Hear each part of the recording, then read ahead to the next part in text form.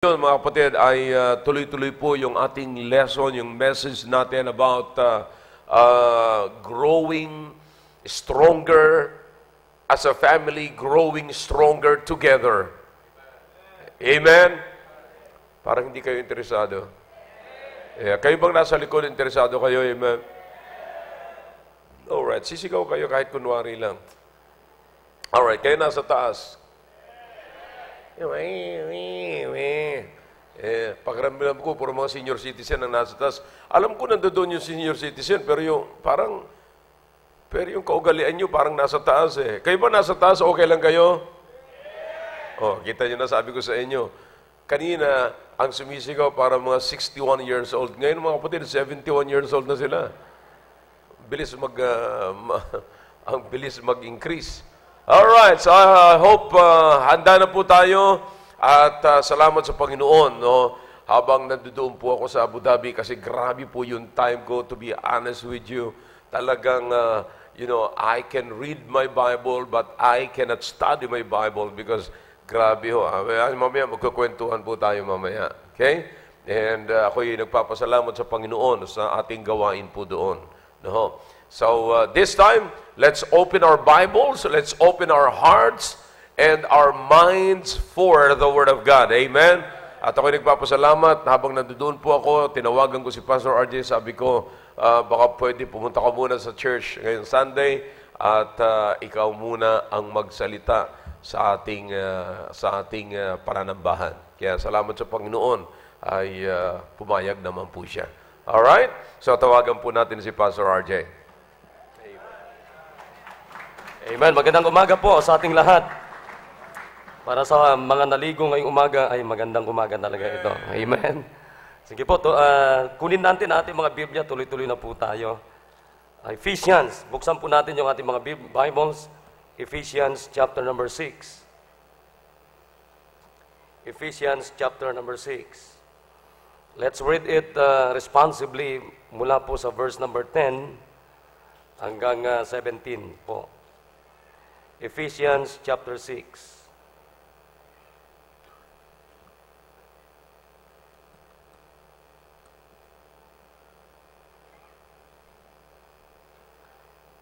Amen. Andiyan na po tayo. Amen. Ephesians chapter number 6. Responsibly, let's read it responsibly. Verse 10 hanggang 17 po. Hanggang 17. Verse number 10, finally, my brethren, be strong in the Lord and in the power of His might.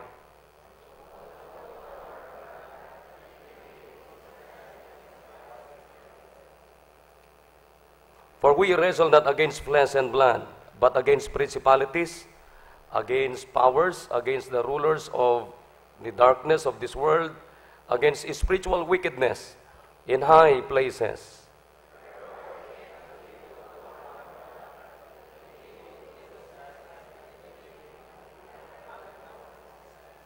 Stand therefore, having your loins girt about with truth, and having on the breastplate of righteousness.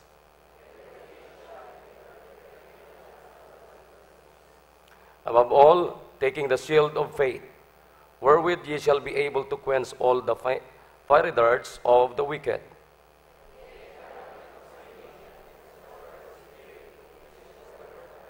Amen. Tayo po ang pag-usapan natin ngayong umaga, growing stronger with your family in the Word of God. Amen. Growing stronger with your family in the Word of God.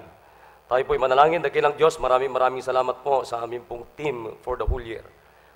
Na dapat po kami, Panginoon, bilang mga anak ninyo, ay ma-equip, tumibay, maging tapat sa inyo pong salita, Panginoon, sapagkat wala na pong ibang paraan para kami po ay tumibay at maging matatag, Panginoon, bilang mga anak ninyo, maliban po, Panginoon, sa inyo pong salita. Tulungan niyo po kami at patawad din po sa aming mga kasalanan at pagkukulang sa pangalan ni Jesus. Amen. Sige po, salamat po. Pwede na pong umupo. So, ito rin po yung team namin sa Baguio po, itong Growing Stronger. So, alam niyo, napakaganda po ito. Growing, it means increase. Alam po natin yan na ipapaliwanag na po Madalas na po natin ito marinig o naririnig. Pero napakalaga na kahit madalas natin marinig ito, pero hindi dapat nagtatapos doon sa pakikinig natin, kundi dapat makita natin yung result sa ating pakikinig sa ating sarili mismo. Amen. Hindi ba? Lagi natin narinig yung growing, increasing, ganon, maging strong tayo. Pero minsan, ang hirap makita sa sarili natin. Pero kinakailangan makita ito. Di po ba? Amen. Sapagkat ang sabi ng Biblia, pag naipahayag, narinig natin ang salita ng Diyos, hindi ito lalabas, hindi ito maririnig na walang kabuluhan. Yan ang kagandahan sa salita ng Diyos. Di po ba? So, pag-uusapan natin, growing stronger with your family. Alam mo, napakalaga na lumago ang tatay, lumago ang nanay, pero higit na mahalaga na mas maganda kung ang si tatay, si nanay, si panganay hanggang kay bunso ay lumago pare-parehas sa Panginoon. Amen? Di ba mas maganda maganda yun ganun yung the whole family talaga. At of course, alam natin saan dapat tayo lumago. Saan tayo dapat tumibay, saan tayo lalago, at sino yung dapat tumibay, mula kay tatay, mula kay nanay, hanggang kay panganay, hanggang sa bunso, the whole family. Amen. So una na gusto kong ipakita sa inyo mga kapatid, ay dapat tayo po, buong pamilya, lumago, tumibay sa salita ng Diyos. So una na sasabihin ko sa inyo mga kapatid, dito po sa Psalms 104 verse number 24, meron pong binabanggit dito, sabi dito, and He increased His people greatly. And He increased His people greatly and made them stronger than their enemies. Di ba napakaganda to? Napakaganda tong verse na ito. Amen? Tingnan niyo po Sino yung gagawin ng Diyos na mas stronger, mas malakas yung mga anak ng Diyos. Amen? Sabi dito, and He increased His people greatly and made them stronger than their enemies. So, alin ho ang mas maganda na malakas? Tayo na mga anak ng Diyos o yung mga kaaway ng Diyos? Diba? O, tinan niyo po ito. In Psalms 142, verse number 6, meron pong magandang talata rin po dito. Tinan niyo po ito. Attend unto my cry, for I am brought very low. Deliver me from my persecutors, for they are stronger than I. Napansin niyo yun? So, unang talata na pinakita ko sa inyo, kinakailangan ang mga anak ng Diyos ay maging strong. Stronger kaysa sa kaaway. Amen. Sa pangalawang talata na pinakita ko sa inyo, ang stronger naman dito, yung mga persecutors. Delikado tayo pagka mas strong, mas malakas, mas equip yung persecutors natin, yung kaaway natin. Di po ba mga kapatid? Pero, ang kagandahan naman dito, tinan nyo ito, another verse, isa pa. Ipinapakita ko sa inyo itong mga verses na ito upang makita natin yung kahalagahan, bakit tayong mga anak ng Diyos ay maging strong, growing stronger sa salita ng Diyos. At mamaya, bakit sa salita ng Diyos? Okay? Dito po sa Numbers 13:31, buksan natin. Mas maganda, nagbubuklat ng Bible. Hindi po ba? Amen. At mas maganda, nag-i-amen din tayo. Amen? Yun.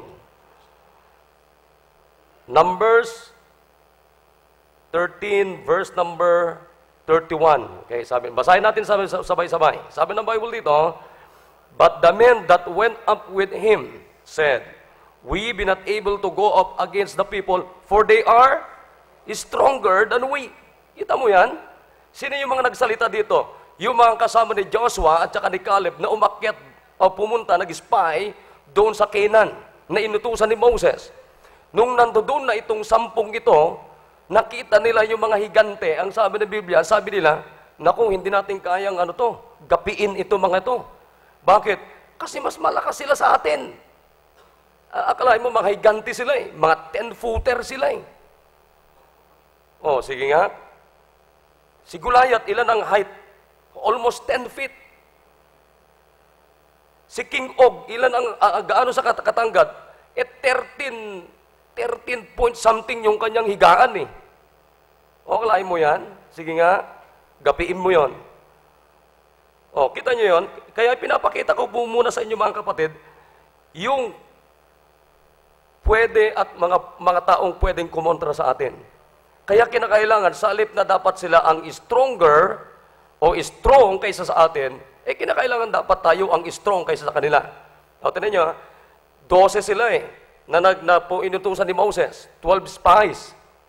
Yung 10, yun ang sabi nila. Sabi nila, hindi natin kayang gapin ito mga to, higanti ito mga to. Tipaklong lang tayo, itong kalalabasan natin. Mas malakas sila kaysa sa atin. Pero bakit kaya si Joshua at saka si Caleb, ano sabi nila? Sila ang mga pagkain natin. Sabi ni Caleb, they are bread, these giants, they are bread for me. Ano yung ibig sabihin nun? Bakit sinabi ni Caleb na itong mga higanting ito, at sabi ng iba, mga tipaklong ang kalalabasan natin, sabi naman ni Caleb, naku, pagkain ko ito. Anong ibig sabihin niyan? Sabi ni Caleb, kahit gaano katangkad, kalalaki itong mga taong ito, gagamitin ko ito para pagkain ko. Anong ibig sabihin niyan? Pampalakas ko ito. Anong ibig sabihin niyon? Gaano mang kahigante, kalakas, kalalaki, yung mga dadaanan o dadaanan natin sa buhay natin, kung malago tayo, strong tayo, and growing stronger sa salita ng Diyos, wala na pong mas malakas sa salita ng Diyos. Kaya, itong dapat natin makita. Una, Psalms 105 verse number 24, ang sabi ng Biblia, and He increased His people greatly. Greatly. And made them stronger than their enemies. Dapat ito tayo. Amen? Amen. Dapat itong kalalagyan natin. Ito namang Psalms 142 verse number 6. Attend unto my cry, for I brought very low. Deliver me from my persecutors. Bakit? For they are stronger than I. So, sino ngayon ang mas stronger dito? Yung enemies, yung kalaban. Amen? Pero ito naman, ito maganda. Psalms 29, verse number 4. Pansin niyo po ito. Sabi ng Bible, the voice of the Lord is powerful. The voice of the Lord is full of majesty. Ito para maintindihan pa natin. Jeremiah 27. Jeremiah chapter 20, verse number 7. Sabi ng Bible dito, itong sabi ni Jeremiah,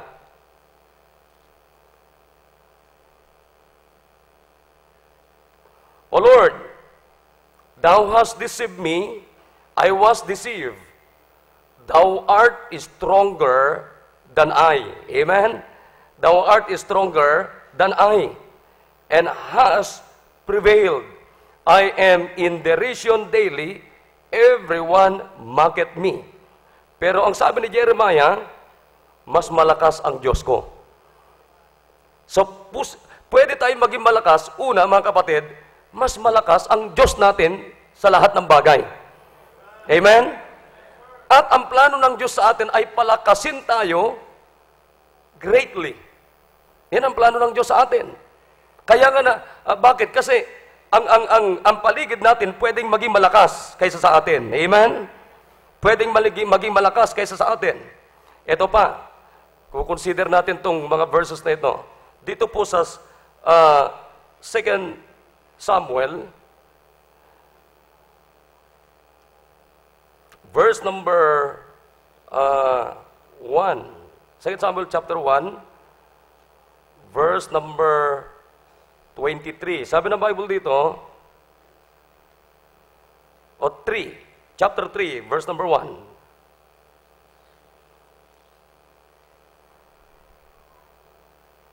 Sabi ng Bible dito, Now there was long war between the house of Saul and the house of David, but David waxed stronger and stronger, and the house of Saul waxed weaker and weaker.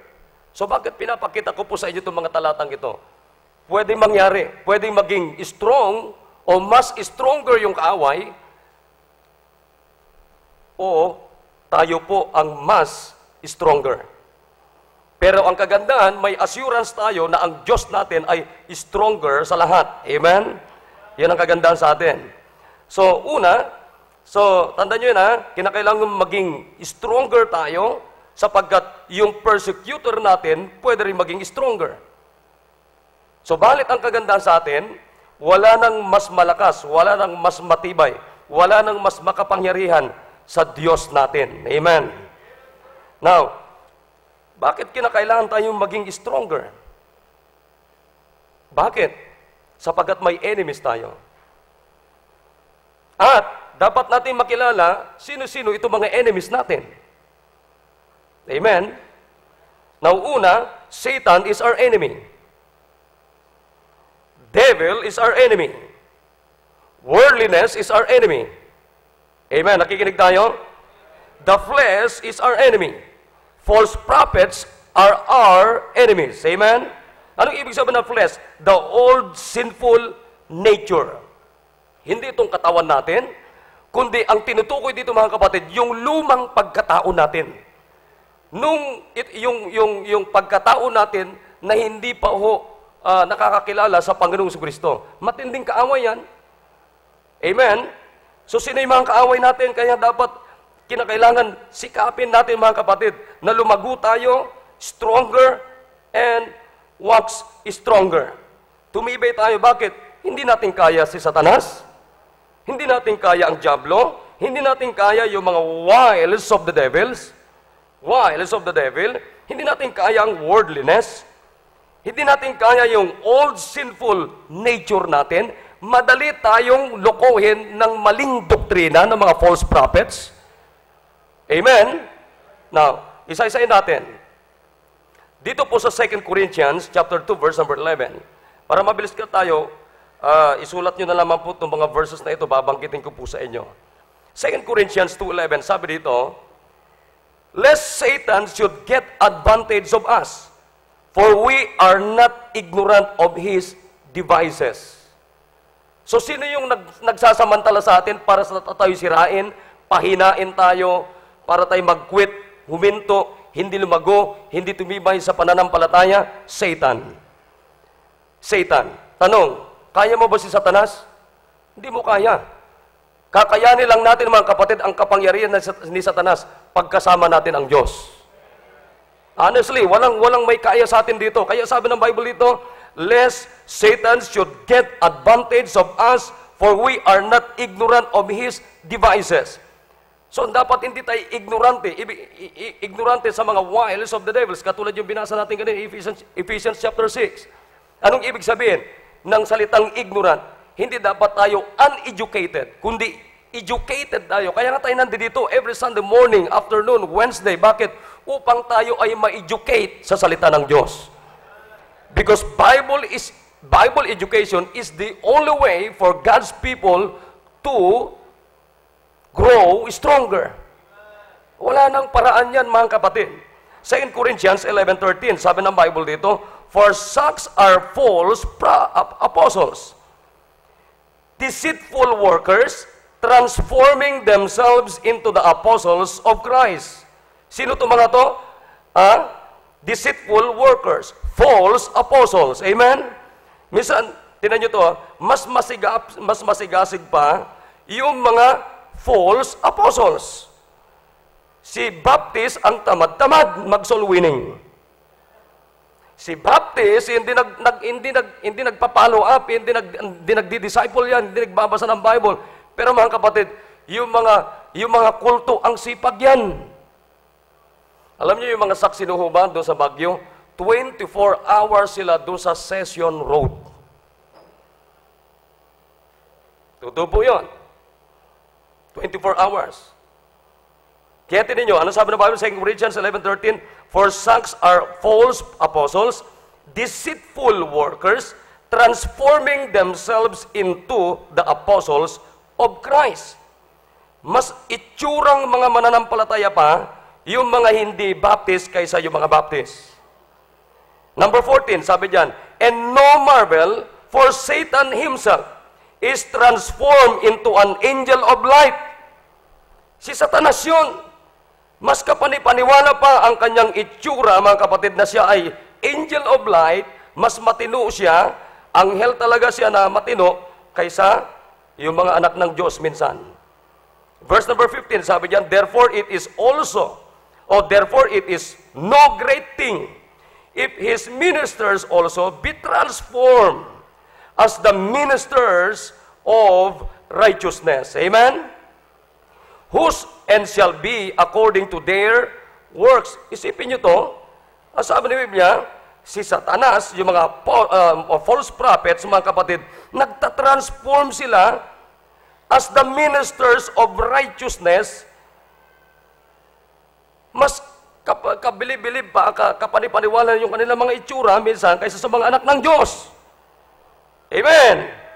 2 Corinthians 12:7, sabi dito, unless I should be exalted above measure through the abundance of the revelations, there was given unto me a thorn in the flesh. A thorn in the flesh. Ano yung mga thorn in the flesh natin? The messenger of Satan to buffet me, lest I should be exalted above measure. Kaya tinan niyo mga kapatid, ang dami-dami mga pinapadala, mga messengers ni Satanas, para tayo mga kapatid, ay bigyan ng thorn in the flesh, para tayo suntukin, para tayo sampalin, para tayo pahinain, para hindi tayo lumago tuloy-tuloy sa Panginoon. 1 Thessalonians 2:18, sabi dito, wherefore we should come unto you, even I, Paul, once again, but Satan hindered us. Now, makinig kayo. Kaya ko sinasabi po sa inyo itong mga talatang ito upang ipakita sa inyo kung sino ito mang kaaway natin. Ang mga magkakapatiran ay hindi magkakaaway. Nakikinig po, amen. Ang pastor hindi natin kaaway. Amen. Ang mga unbelievers hindi natin kaaway. Ang kaaway natin si Satanas, ang diablo, sapagkat ang sabi nga ng Biblia, mga kapatid, hindi tayo maging ignorante tungkol sa kaaway natin. Ang Kristiyano dapat ay maalam natin, we should know and we must know who is our enemies. Amen? Dapat kilala mo yung kaaway mo. Hindi tayo magkakaaway dito. Hindi natin kaaway ang Diyos. Hindi natin kaaway yung pastor natin. Hindi natin kaaway yung kapatiran natin. Pero bakit marami magkakaaway na magkakapatiran? Hindi yung mga kapatiran natin ang umahadlang sa atin. Maliwanag ito, di ba? 1 Thessalonians 2:18, sabi niya, wherefore we would come unto you, even I, Paul, once again, but Satan hindered us. Tingnan mo, bakit maraming hindi bumabalik ng hapon, Sunday afternoon? Kapatid, huwag niyong sisihin yung iba. Maliwanag ito, Satan hindered us. Bakit hindi ka nagbasa ng Biblia mo? Bakit hindi ka nagso-soul winning? Bakit hindi ka nagbibigay? Bakit hindi ka lumalago? Huwag mong sisihin ang iba. Si Satanas ang humahadlang, mga kapatid. Bakit kasi ayaw ni Satanas na tumibay tayo? Amen? Maliwanag ba itong mga talatang ito? 2 Thessalonians 2:9, sabi dito, even him whose coming is after the working of Satan with all power and signs and lying wonders. Mga kapatid, hindi natin kaya ang diablo. Nakikinig ba tayo? Sabi ni Biblia, Satan with all power and signs and lying wonders. Saan tayo natutong magsinungaling? Kay Satanas. Amen. Kaya tinan mo ngayon, matanda na nagsisinungaling pa. Nakapagsinungaling naman tayo lahat. Pero mga kapatid, pangit naman yung tumanda ka na. Ganun pa rin. Wala pa rin pagbabago. Matandang sinungaling. Sino nagturo sa atin yan? Satanas. Amen? Revelation 12:9, and the great dragon was cast out, that old serpent, called the devil and Satan, which deceived the whole world. He was cast out into the earth, and his angels were cast out with him. Tignan niyo ito ha.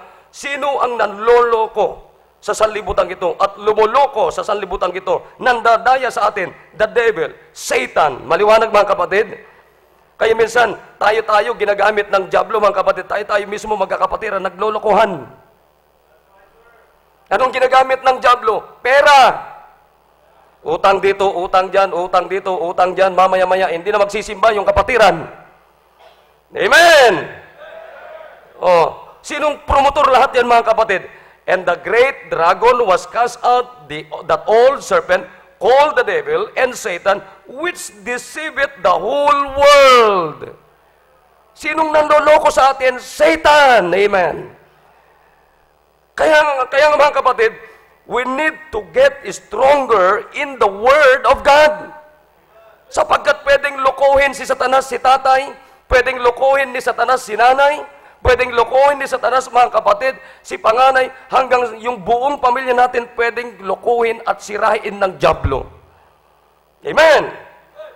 Titus chapter 2 verse number 12, sabi dito, teaching us that, denying ungodliness and worldly lust, we should live soberly, righteously, and godly in this present world. Ungodliness, worldliness. Nakikinig ba tayo? Satan, the devil, worldliness. Yan yung mga kaaway natin. False prophets. Amen? 1 Peter chapter 5 verse number 8, be sober, be vigilant, because your adversary, the devil, as a roaring lion, walketh about seeking whom he may devour. Then yun na maigi. Ano sabi ng Biblia? Ang diablo ay laging gutom, naghahanap kung sino ang kanyang lalapain. Pag hindi niya kaya si tatay, si nanay. Pag hindi niya nakaya si tatay at si nanay, si panganay. Kaya makita niyo, marami mga hindi buo na pamilya sa simbahan. Bakit? Maaring malago si tatay, parang yung merong isang mag-ama. Ito kamakilalaman po, binisita yung mga ibang kapatiran natin, mag-ama. Bata pa itong anak niya, pinaturuan niya na mag-taekwondo. Bata pa yung anak. Ang problema, lumaki na lumaki yung anak, pero train yung tatay na mag-taekwondo. Malaki na yung anak. Isang araw nag-away itong mag-ama. Sinipa niya yung tatay niya. Boom! Tumba yung tatay, pina-x-ray yung tatay. Tinamaan sa dibdib. Ang problema, yung tatay ang lumayas. Isipin nyo yun? Kung ako, pambirat, ewan ko lang. Kahit anong galing mong sumipa, ewan ko lang. Isipin nyo yun? Pinakain mo yung anak mo, tinuruan mo yung anak mo, pinaaral mo yung anak mo, trinain mo na mag-taekwondo, sipain ka sa dibdib. Ha? Tapos ang lumayas, hindi yung anak, lumayas yung tatay. Ewan ko lang. Kung sinong tatay ang papayag niyan. Sipin nyo yun? Kapatid, ang diablo, sipin natin, ang diablo makapangyarihan. Nakikinig tayo? Hindi natin kayang diablo. Kaya ang pag-asa lang natin, yung simbahan natin, yung salita ng Diyos, yung Diyos natin, yung itinuturo sa atin dito mga kapatid, na dapat ay tumibay si tatay, tumibay si nanay, tumibay yung miyembro ng ating pamilya. Bakit? Hindi natin alam kung paano tayo lokohin ni Satanas. Wasakin yung ating pamilya. Kaya sabi dito, Ephesians 2:3, among whom also we all had our conversation in time past in the lust of our flesh, fulfilling the desires of the flesh and of the mind, and were by nature the children of wrath, even as others. Lain mo yan? Kaya mga kapatid, maring hindi nyo masyadong naintindihan pa bakit ganito ang programa ng ating mahal na pastor. Pero mga kapatid, kung maintindihan nyo lang yung kabuuan ng wisdom at puso ng ating pastor, ewan ko lang sa inyo. Ay, nakakatakot. Kaya tinan nyo, sino yung mga kaaway natin? Satan, devil, worldliness, the flesh, wiles of the devils, false prophets. Kaya nyo ba yan na mag-isa? Hindi natin kaya to. Ngayon, anong pag-asa natin? Word of God. Word of God. Now, tinan niyo po, balik tayo dun sa text natin. Ano sabi ng Bible dyan? Chapter 6. Kaya makikita niyo itong chapter number 6. Hindi niyo mo napansin yung mga, chapter number 6, verse number 1. Tinan niyo po. Ano nakalagay dyan? Children, obey your parents in the Lord, for this is right. Honor thy father and mother, which is the first commandment with promise, that it may be well with thee, and thou mayest live long on the earth. And ye fathers, provoke not your children to wrath, but bring them up in the nurture and admonition of the Lord. Tungkol sa pamilya ito, di po ba? Amen? So, sabi, kaya dito sa baba ng verse na ito, finally, my brethren, ito na. Be strong. Be strong in the Lord and in the power of His might. So, dahil yun maigi, ha? So, number one,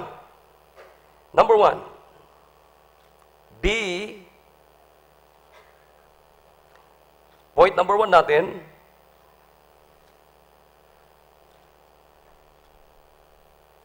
tanda natin, ang pinag-uusapan natin ay growing stronger with your family in the Word of God. Amen?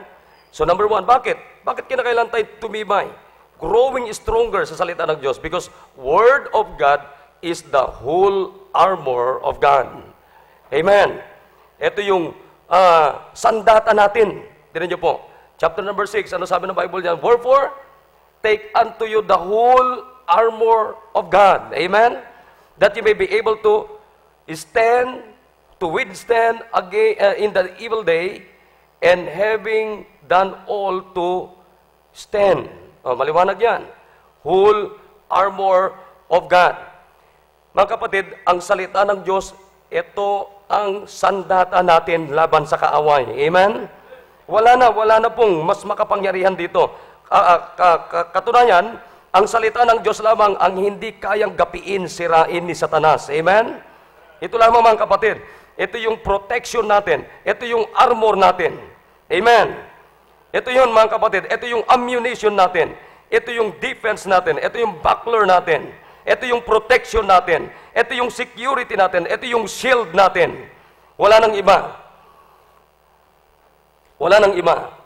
Number 2, Word of God is our armor, number 1. Number 2, the Word of God is the breastplate of righteousness. The breastplate of righteousness. Amen? The breastplate. Ano yung ibig sabihin ng breastplate? Breastplate. The breastplate of righteousness. In Isaiah 59 verse number 7, sabi diyan, for he put on righteousness as a breastplate and an helmet of salvation upon his head, and he put on the garments of vengeance for clothing, and was clad with zeal as a cloth. 1 Thessalonians 5:8, but let us who are of the day be sober, putting on the breastplate of faith and love, and for an helmet the hope of salvation. Breastplate, the armor. Ito yung protection for the body, for defense. Pang-protection natin. Anong ibig sabihin niyan? The breastplate of righteousness. The breastplate. Nung araw mga kapatid, itong breastplate na ito, sa pakikipagdigma, mahalaga ito, itong nasa dibdib natin. Yun mga kapatid, yung breastplate, protection ng ating dibdib. Anong ibig sabihin niyan? Protection ng ating puso. Nakikinig tayo mga kapatid? Ang salita ng Diyos ay ito'y protection ng ating puso, sapagkat ang sabi ng Biblia, ang puso natin ay mandaraya sa lahat. Kaya kinakailangan ng protection ng ating puso. So anong protection ng ating puso? Word of God. Ito ang protection ng puso ng tatay. Ito ang protection ng puso ng nanay. Ito ang protection ng puso ng ating mga anak sa ating bahay. Amen? Yan. Alam nyo, pag sinabi mo full armor, kasama yung helmet. Nakikinig tayo? Kasama yung helmet, kasama yung sword, kasama yung spear, kasama yung arrow, kasama yung sling, kasama yan. Kumpleto ka. Full battle gear. Nakikinig tayo mga kapatid? Ano yung full battle gear? Nandyan yung, kasi nung araw, ito yung mga sandata nila, battle axe na tinatawag, sword, spear, javelin, dart, bow, arrow, sling. Tapos meron pang tinatawag na Indian battering man nung araw. Tapos, yung shield, amen? Tapos yung helmet. Yan yung mga yung girdle, yung sinturon, yung greaves na tinatawag, mga kapatid. Lahat yan tumutukoy sa tinatawag na whole armor of God. Makinig kayo. Pagsama-samahin mo yung helmet, pagsama-samahin mo yung shield, pagsama-samahin mo yung breastplate, nandito na lahat. Amen? Kaya ito, mga kapatid, yung whole armor of God natin. Protection ng tatay, protection ng nanay, protection ng the whole family. Ito na, mga kapatid, nandito na yung helmet, nandito na yung shield, nandito na yung breastplate, nandito na lahat, mga kapatid. Alam nyo sa gera, dalawang uring gera. Offensive battle and defensive battle na tinatawag. Pag sinabi mong defensive or offensive battle, ikaw ang umaatake. Tama po, kayo mga sundalo, alam nyo yan. Sundalo na nakaranas ng gera. Amen? Pag sinabi mong offensive battle, ikaw ang uma-assault. Amen? Pag sinabi mo naman na defensive battle, ikaw ang naghihintay ng assault. Amen? Defensive battle. Ang Biblia, umatake man ang kaaway, kumpleto tayo ng sandata. Umatake man ang diablo, mga kapatid, kumpleto tayo ng sandata. Tayo naman ang atake sa diablo, kumpleto tayo ng sandata. At umatake man, tayo man ang atake, mga kapatid, ang sandata natin hindi kayang gapiin ni Satanas. Ang problema natin, hindi lang natin alam paano gamitin. Di po ba? Amen? Yan ang problema natin eh. So, tignan nyo, ano sabi ng Biblia? Word of God is the whole armor for the Christian people. Amen? Pangalawa, Word of God is the breastplate of righteousness. Breastplate of righteousness. Number 3, the Word of God is the shield of faith. Amen. Satan attacks in the forms of insults, setbacks, and temptations. But the shield of faith protects us from Satan's. Amen. Kaya ito yung shield of faith natin, mga kapatid. Itong salita ng Diyos. And then, pang-apat, the Word of God is the helmet of salvation. Satan wants to make us doubt to God. Kanina, kagabi, ang ganda yung natin. Tinalakay natin tungkol sa discipleship. Pwede tayong magduda sa ating kaligtasan, mga kapatid. Pero pag meron tayong helmet, ano yung helmet? Protection ng ulo, di po ba? Amen. Kaya nilalagay yan, helmet yan, protection ng ulo. Ibig sabihin, the helmet of salvation is the protection of our mind. Pwede tayong magduda, pwede tayong matempt, pwede tayong atakihin, mga kapatid, ng diablo, pero pag may protection tayo sa ating pananampalataya, walang iba kundi salita ng Diyos, may protection tayo sa ating isipan, walang iba kundi salita ng Diyos, mga kapatid, hindi tayo kayang pabagsakin, salip lumakas pa at lalakas tayo laban sa kaaway. Amen? Number 1, Word of God is the whole armor for God's people. Number 2, the breastplate of righteousness. Number 3, the Word of God is the shield of faith. The Word of God is the helmet of salvation. Amen? And then the Word of God is the sword of the Spirit. Amen? Sword of the Spirit. Ano sabi ng Biblia? Hebrews 4:12. For the Word of God is quick and powerful and sharper than any two-edged sword. Amen? Piercing even to the dividing asunder of soul and spirit and of the joints and marrow, and is a discerner of the thoughts and intents of the heart. The sword is the only weapon of offense. And then, mga kapatid, ito lamang. Alam nyo ba, pag umatake ang kaaway, mga kapatid, ito yung sandata, yung sword. Nakikinig tayo, mga kapatid? At ang sword na ito, when Satan tempt us, mga kapatid, ito lang. Ito lang, sa salita ng Diyos, hindi kakayanin ni Satanas ang sandatang hawak natin na ibinigay ng Diyos, mga kapatid, laban sa kaaway. Tingnan niyo po, merong isang nung araw, merong isang emperor na sabi niya, pinagsusunog niya lahat ng mga Bibles. Pagkatapos niya sunugin lahat ng mga Bibles, sabi niya, kailanman hindi pwedeng magtagumpay ang aklat na yan sa lugar na ito. Pagkatapos niya sunugin yung mga Bibles, sunog lahat yan, lahat. Tapos, nung namatay na itong taong ito, yung mismong lugar niya, doon po nag-print ng napakarami mga Bibles.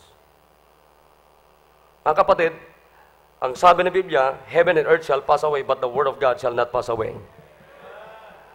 Ito lamang ang sandatang hindi kayang sirain, gapiin ni Satanas. Amen? Sword of the Spirit. Aatake ka, ikaw ang atakihin, meron tayong sword. Amen? Meron tayong sword. Hindi kakayanin ito, mga kapatid. Hindi kakayanin. Kaya nga, napaka-importante itong shield natin, yung Word of God. Nakikinig, mga kapatid? Shield is God's protection. Shield is God's protection. And then, yung helmet naman, serve an effectual protection to the head. Head. Alam niyo ba, sabi ng Biblia, sa Isaiah 59 verse number 7, Jehovah is presented as arming Himself for the defense of men. Yung Diyos natin. Kaya ang sabi diyan, the hope of salvation. Basahin natin ito. Balik tayo doon. Sabi ng Biblia, put on the whole armor of God. Anong ibig sabihin ng whole armor? Yung helmet, nandiyan na niya. Nandiyan, helmet, breastplate, sword, shield, lahat. Hanggang sa paa, mga kapatid. Yan yung tinutukoy na whole armor of God. Bakit? Anong sabi ng Biblia? Put on the whole armor of God that ye may be able to stand against the wiles of the devil. For we wrestle not against flesh and blood. Mga kapatid, hindi natin alam, hindi natin nakikita ang kaaway. Mabuti yung pulis, mabuti yung mga sundalo, kita nila yung kaaway. Pero ikaw, kita mo bang diablo? Alam mo ba kung kailan ka atakihin ng diablo? Kailan aatake si Satanas kay tatay? Kailan aatake si Satanas kay nanay? Kailan aatake si Satanas doon sa mga anak natin? Hindi natin alam. Minsan ginagamit mismo ni nanay para atakihin si tatay. Tama? Amen? Eh, tinan nyo, pagkatapos ng service, minsan uuwi tayo, hindi nag-iimikan yung mag-asawa. Babalik sa simbahan ng hapon yung pamilya, kulang na. Nung umaga, kumpleto sila, pero nung hapon, wala na, kulang na yung pamilya. Bakit? Sapagkat ang diablo naghahanap diyan kung sino ang pinakamahina at siyang kanyang pababagsakin.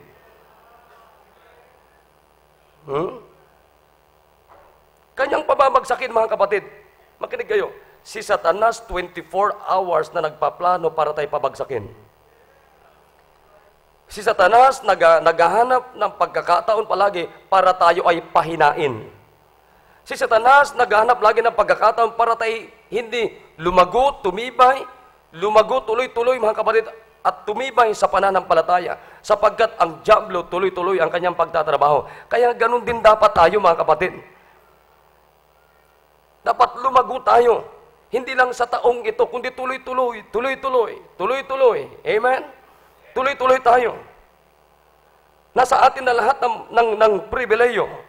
May shield tayo, may girdle tayo, may breastplate tayo, may helmet tayo, may isling tayo. Alam nyo ba yung isling? Yung isling, this word is frequently as the symbol of calamity or disease sent by God. Sling. Ang simbolo ito, biblically, is kalamidad or disease. Kaya tinan nyo si David, anong pinangpatay niya kay David? Kay Goliath? Sling. Sling. Shield. Shield. Napakalaga yung shield. Amen? Pagka titirahin ka ng kaaway, may shield tayo. Amen. The shield is, ito yung biblical symbol nito mga kapatid, is God's protection. Truth of God, salvation of God, shield of faith. May helmet tayo. Bakit? Protection ng ating mind. Breastplate tayo, protection ng ating puso. Amen? Pagka medyo hindi magandang pakiramdam natin, may atake sa puso natin, pero meron tayong salita ng Diyos. Kaya pag sama-samahin mo lahat yan, sabi ko sa inyo, eto na ang kalalabasan. Amen? Akalain mo yan? Aatakehin ka ng dyablo, meron ka. Aatake ka sa dyablo, meron ka. Hindi kaya ni Satanas ito. Hindi kaya ng dyablo ito, mga kapatid. Kaya sabi ng Bible dito, sa ating text, sabi niya, sa verse number 12, "For we wrestle not against flesh and blood, but against principalities, against powers, against the rulers of the darkness of this world, against spiritual wickedness in high places. Wherefore take unto you the whole armor of God, that you may be able to withstand in the evil day. And having done all, to stand. Stand therefore, having your loins girt about with truth, and having on the breastplate of righteousness, and your feet shod with the preparation of the gospel of peace. Above all, taking the shield of faith, wherewith ye shall be able to quench all the fiery darts of the wicked." Kaya nating harapin ang dyablo. Pag lumalago tayo, matibay na tayo sa salita ng Diyos. Amen? And take the helmet of salvation and the sword of the Spirit, which is the Word of God. Amen? Ito yun. Kaya huwag yung tutulugan dito, mga kapatid. When the Bible preaches, don't sleep. Ha? Yung iba sa inyo, ang lalim ng tulog. Huwag kayo matulog. Dapat tayo dito lumakas, dapat tayo dito tumibay, dapat ito matutunan natin, nakikinig mga kapatid. Buhay natin sa simbahan, pag-uwi, buhay natin sa bahay, pagdating sa trabaho, buhay natin, normal na buhay natin. Amen. Sapagat ito yung whole armor natin sa Diyos. Kumpleto na. Wala na tayong hahanapin pa dito. Nandito na yung big kiss natin, nandito na yung belt natin. Nag-aagaw-agaw silang championship sa UFC, pero walang tatalo dito mga kapatid sa belt natin dito. Ito yun mga kapatid. Ha? Lahat yan. Kaya, bakit? Malupit ang kaaway. Tandaan nyo yan. Ako, kayo, hindi natin kayang kaaway. Bakang kalalabasan natin yan. Para yung mga 10 spies. Ang sabi nila, nako, mga tipaklong lang tayo. Mga higanti to. Pero ano sabi ni Caleb? Wala, mga tinapay ko to. Akalain mo yan? Binaliktad ni Caleb. Higante ang tingin nila sa mga alalaki nga naman talaga, pero doon lamang nakakita ng higanting tinapay si Caleb. Alam mo yan, sa pinagawa ni Caleb yon, higanting bakery din. Yan mga kapatid, walang mas malaki sa Diyos natin. Walang mas malakas sa Diyos natin. Amen? Wala na. Kaya mga kapatid, itong aim natin palagi. Sabi niya, and He increased His people greatly and made them stronger than their enemies. Amen? Amen! Bakit? Oh, attend unto my cry, for I am brought very low. Deliver me from my persecutors, for they are stronger than I. Darating at dumarating sa punto, parang mas malakas yung kaaway. Di ba, mga kapatid? Kaya minsan natitempt tayo, hindi na lang kaya ako magsimba. Tumigil kaya muna ako sa ministry ko. Nagpapahayag yon na humihina ka na. Mas stronger na yung kaaway. Amen? Pero mga kapatid, sabi ni Biblia, sabi ni Jeremiah, Panginoon, mas mahina ako, pero malakas ka. Makinig kayo. Sa panahon na tayo po ay nanghihina, ang Diyos natin kailanman hindi nanghihina at manghihina. Di po ba? Sa panahon na tayo ay hindi strong, pero ang Diyos natin hindi nagbabago. Nananatiling powerful at strong.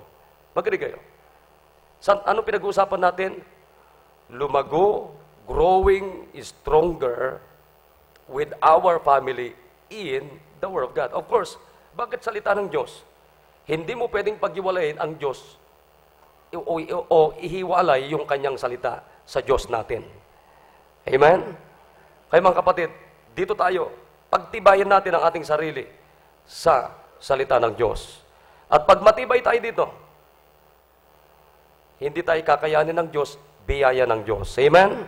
Ito tayo, dito lang tayo. Huwag tayo lalayo dito. Pundasyon natin dito. Helmet natin dito. Shield natin dito. Amen? Full armor natin dito. I hope nagkakaintindihan tayo sa simpleng mensahe ngayong umaga. Amen? Ito yun kapatid. Ito yun. Nandyan na lahat. Kompleto na yan. Isuot na lang natin lagi. Amen? Mula dito, the whole body. Because this is our whole armor. Ito yung kabuuan ng ating sandata. Amen. Tumayo po tayo. Dakilang Diyos, salamat po sa inyo pong salita ngayong pong umaga. Salamat po. Hindi namin kayang kaaway. Worldliness, Satan, devil, wiles of the devil. Ang dami po. May mga maling nagtuturo pa. Talamak ngayon, Panginoon, ng kamunduhan. Talamak ngayon, Panginoon, ng nagtuturo ng mga maling katuruan. Pwede kami maloko. Ang dyablo po ay talagang hindi po humihinto na lumalakas at lumalakas. Kaya dapat po kami mga anak ng Diyos, anak ninyo mga Panginoon. Karapat dapat lamang po, Panginoon, na kami naman po ay growing stronger. Lalong-lalo na po, Panginoon, sa inyo pong salita.